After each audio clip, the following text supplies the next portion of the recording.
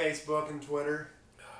As I'm sure most of you can agree, our brackets are completely dead. I threw mine away. If you told me you had Syracuse in your Final Four, first and foremost, I think you're a liar, because they shouldn't even be there. We talked earlier, a couple weeks ago. They lost their last 5 out of 6 games heading into the tournament. Just insane to me. They're playing really stout defense. That's what's got it done. They're not going to outscore you unless... I mean, they're not going to beat you to 80 or anything like that. So who knows what's going to happen. Yeah. Basically, I think it's going to be chalk. I think we're going to have North Carolina and Oklahoma. But that Oklahoma-Villanova game is going to be a good game. Yeah. They're both legit teams. Obviously, Syracuse is legit too. I guess they haven't been playing to their potential until the tournament, which is the best time. Once again, we're going to see their defense, their zone. That's what they're known for. Coaching has to be something to it too. If you look at the Final Four, all 4 teams have coaches who have been there quite a while. Jay Wright's been at Villanova, 15 years now at least? 15, maybe 17. I know it's an odd number. He's been there. He's been coaching for 40 years, I think. Yeah. All at Syracuse, right? I think so. I don't think he's been anywhere else. But yeah, anyway, all 4 of those coaches are experienced coaches, and they have their teams there. Yeah. And then, Kruger. Lon Kruger's been... He's taken 6 different teams to... He took a little bit of time off. He got a little bit of trouble with the NCAA. Yeah. But can't remember if it was recruiting or what it was. He's took 6 different college teams to the NCAA tournament, which... in my eyes, that's a hell of a coach if you can take 6 different teams. And we don't even have to mention North Carolina. We all know Mr. Williams there. Roy's been, what is this, 12 Final Fours for him, or 12 Elite Eights for him or something like that? Something with North Carolina. Yeah. And then he was with Kansas, which... Yeah. Before Self came, and then Self came in. Yeah. But yeah. Pretty much... the Final Four is what it is. It's the 4 best teams that have been on a, 4-game win streak. Pretty much Syracuse, the last 2 games, they were kind of down in the first half. Yeah, they came back from double digits both games. Both games, 15 and 16 points? Yeah. It's just amazing how they've come out in the second half. Virginia, and I know you and I talked about it off camera, but Virginia kind of got away from their game in the second half. Yeah, they kind of got sped up. They tried to speed up, and that's not their game. No, they need to work through the post through Gill. Half court. They need to work through Gill, and they didn't. They still tried to, but it was just helter-skelter, and you could tell they were uncomfortable, which is the name of the game. Yep. That's why they pressed. Syracuse did. And I was impressed by that because Syracuse does not press unless they have to, which they did. Gonzaga... I'm not sure what they were thinking. They kind of stayed to their game plan, but it seemed like they just kind of couldn't hit anything when they needed to close out the game. They couldn't stop them. They couldn't stop Syracuse. So it was like Syracuse was speeding them up, but Gonzaga was getting in their sets, but they couldn't hit anything. And the Zags they have a couple NBA possibilities, but they're not really deep like they have been. Once again, you have Mark Few, who's just a heck of a coach. Yeah. Had them there. They had a really good shot. I want to say I have Oklahoma winning it all, and I have Kansas winning it all on my other sheet. Oklahoma, to me, is going to be in the finals, but I think North Carolina might end up stealing the show. They're just really hot. Yeah, I think they could end up winning it all. They definitely should win the next game, but you never know. Nope. You never know what's going to happen. I'm rooting for the underdog. Yeah. I'll root for Syracuse just for the heck of it. I'm not rooting for Syracuse. But the Oklahoma-Villanova game is pretty much 6:09 Eastern time. What's Buddy hit? We're going to see what Buddy does again. Yeah. See if he can drop another 40. Hopefully he can come out, and if he draws 40, that'd be breaking a record. But pretty much with that, Oklahoma-Villanova, pretty much it's throughout their whole entire career as teams, they really haven't faced each other. They faced each other 4 times, and it's a 2-2 matchup. Villanova's 3-1 in the Final Four. Last Final Four was 2009. Oklahoma is 2-2 in the Final Four, and their last Final Four was in 2002. So not really anything close, but I think it's going to be a hard-fought game because you're going to have Villanova with their 4 guards pretty much on the court and their big man. They're just going to try to hit wherever and go at you. They're going to D up. Oklahoma, they got Buddy Hield, but they also got, Cousins and Woodard? Something like that? And he may be fired up. Hield may be fired up because he didn't win Player of the Year. They just named Denzel Valentine the Player of the Year. His stats were unheard of. What do you have, 17 points, 12? He averaged near triple-double. Yeah, he had a double-double at least, and then he was close the third to stat line was really close. I'd have to look, but I do know that he's named Player of the Year. I believe he edged Buddy out by 3 first-place votes.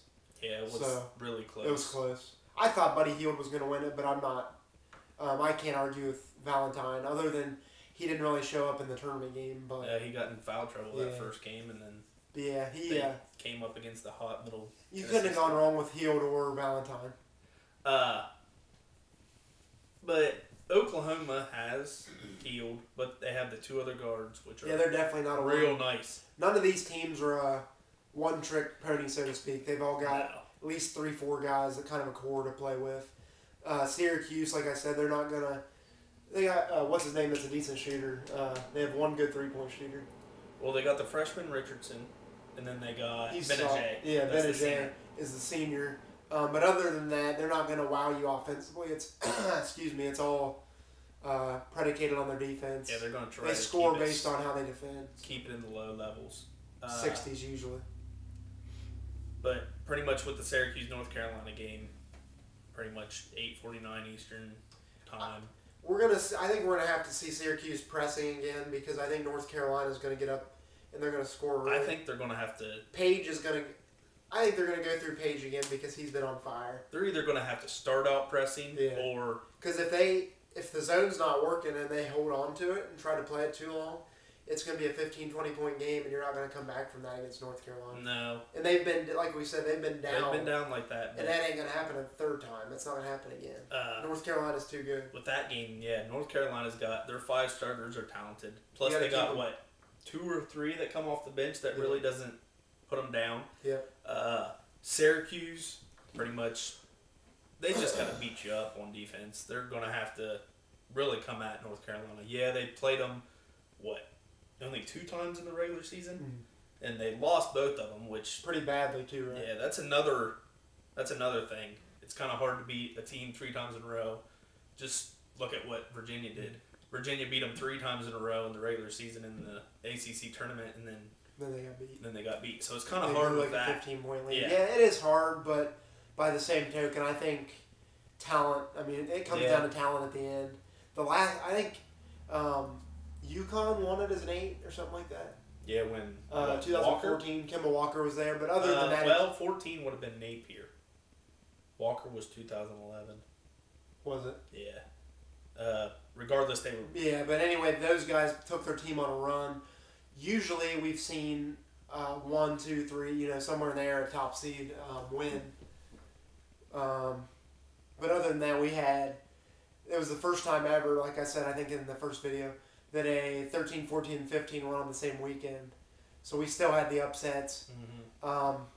Stayed mostly chalk later on, but look how many 1 seeds we have now. We have 1, just North Carolina.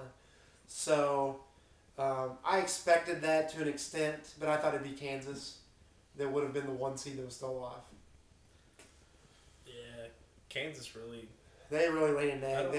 They didn't play all that bad, but they couldn't score. They just couldn't hit any shots. And then Villanova with their defense and hitting all those threes and just once it got close, it just felt like Villanova had that little bit of push. They always held that 3, 4, 5 point lead and just Kansas couldn't get through.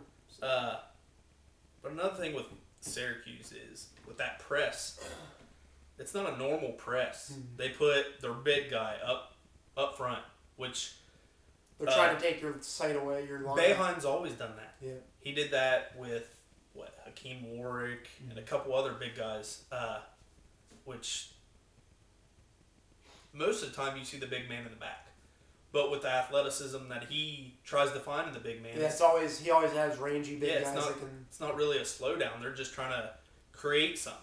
Which if Syracuse can pressure North Carolina and force them to turn the ball over and everything, then Syracuse be like their last 2 games. They'll have a chance. But they just need to make it an ugly game, really. Yeah. You can't try to score with North Carolina because you ain't gonna win that battle. North Carolina they have so many pure scorers. You just need to dirty the game up, get physical, try to get to the free throw line, get as many of North Carolina's players in foul trouble as you can. Kind of make them use their bench more than they want to early. Yeah. And then did you want to mention what Carmelo was talking about with Syracuse? Carmelo. And then you could even mention what he's been whining about with Knicks. Carmelo's pretty much, Syracuse guy. He's just been pretty much saying... Is that the last time they won a championship? Yeah, he was... His freshman year? Freshman year, because then he came out and was in the LeBron draft class. But he's pretty much just coming out saying, pretty much with the Knicks and Syracuse, that nobody wants him to win. And it's like... Well, with the Knicks... It's just crazy with him. It doesn't make sense, but he's basically saying that he doesn't want to play nearly as many minutes the rest of the year because there's only like 10 games left. And I would understand that if it was about injury, but it's not. No. He basically is being butthurt that they're not going to make the playoffs again. He's making it like it's, I want the young guys to get more experience. But when you read between the lines, it just seems like... He's supposed to be the star. Yeah, he is supposed to be the leader. So you would think he would want to play with the young guys as much as possible. Show them, hey, we're not doing as well as we'd like, but let's go out fighting. Let's go 8-2 or whatever. Let's win for our fans. Have some pride. But it's like he doesn't want it. No. I think he wants to team up with as many other stars as he can and either bring them to New York or leave. He just doesn't have the heart to win a championship, and everyone still thinks he's a superstar. I can't put him in the class. I mean, knock LeBron all you want, but he went to 4 straight finals. He's won 5 now. He's won 2. Would have won. I don't care what anybody says. Would have won last year. Got up almost 3-1 without freaking anybody, without Love or Irving. LeBron's a winner. Carmelo's not. He'd be a decent second fiddle, but even then, I don't think he has the guts for it. He's like a Dwight Howard without as much baggage. Without the stickum? Yeah, and without the stickum, without the baggage. Pretty much still on the subject of college basketball. The one thing I am seeing that's crazy, nothing to do with the tournament, just pretty much just all of NCAA basketball, is all the transfers this year. Like, yeah, you got the graduates that are going to transfer, which I can get that because they want to try to go somewhere and try to get to the tournament if they haven't been to, or if they have been to, just try to get to a better team. Like Logan Aaron Hall with Maryland. Albany. He was at Albany. He graduated and then wanted to further his education and get into coaching, so he transferred to Maryland. And I don't believe they made the tournament, right? They didn't make the tournament. Yeah, they made the tournament. Did they with him? Yeah, I think they won 2 games. Okay. Because he came off the bench. I think he came off the bench. He came off the bench and was hitting. But then he's now assistant coach. You'll see him on the bench for Maryland if you ever watch them. Yeah, he's on the bench. But there's a lot of transfers, like the lower level kids. Like even 3 for Ohio State, though. Freshmen, sophomores are just transferring.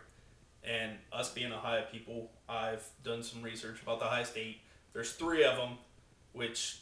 One's Mickey... what, Guidance?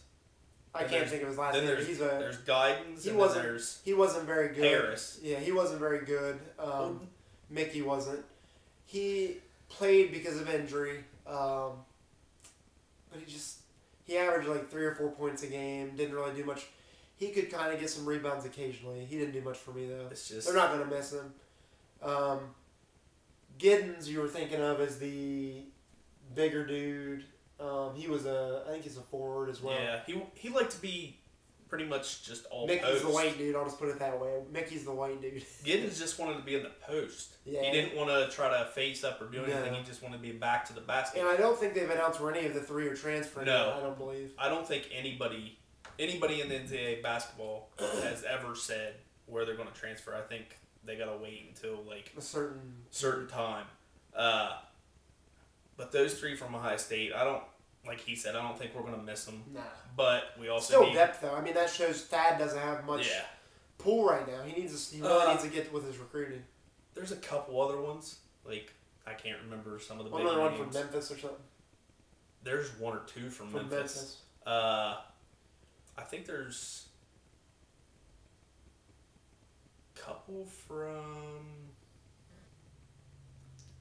where are they? Michigan? Two from Michigan? Two from Michigan are transferring? I'm not sure. But pretty much most of the talks about the mid-level teams that had a star that graduated and are trying to figure out where they want to go. And that's definitely understandable. Yeah, that's understandable. I can understand about that. But the thing with the lower level teams, it's like you just got recruited. Mm-hmm. You got to do, like, I saw a little conversation between some of the Ohio State alumni. They were talking about, like, you just got recruited. You got to do your homework and see who's there. And see, like, if you want to start now, it's kind of hard as a freshman unless you're a stud. Unless you're like D2 or D3 and you want to try to transfer after that. You got to do your homework and see who's ahead of you. If you think you can outplay them in practice and show the coach, then that's the way to do it. But these kids are just trying to be like, all right, you need to give me this spot because you recruited me. And that's not how it goes. Especially it's like you got to... At Ohio State, that's a bad look because Ohio State's still a premier program. You got to put your heart into it. Basketball, yeah, they're down, but you can't just look at basketball. Wrestling has several guys who have won championships. What, two won? Yeah, the one beat the kid. He was an underdog. He was like, I think he had one or two losses, maybe. He was like 14-0, and then the kid he beat was like 36-0. So it was a big upset. Crazy. But Ohio State wrestling, I don't know what they have coming in. I'm not a big wrestling fan. Girls. I do watch the final. And then you had the girls this year. They got beat by Tennessee. But they have a sophomore that's a stud. Her last name, I believe, is also I think her last name's Williams. But anyway, she scored 30. She has the Ohio State record now for points in a tournament game with close to 40. In their win, they lost to Tennessee, but the game before that, she had a huge game. She's a sophomore, be a junior next year, so keep an eye on them. Like I said, wrestling. Tennis has always been decent. I'm not sure what they are right now. The tennis coach was actually from Zanesville. I don't know if he's still there or not. I have no clue. But anyway, yeah. Kevin Martin is a Spur. We want to keep it local a little bit. He's a Spur now.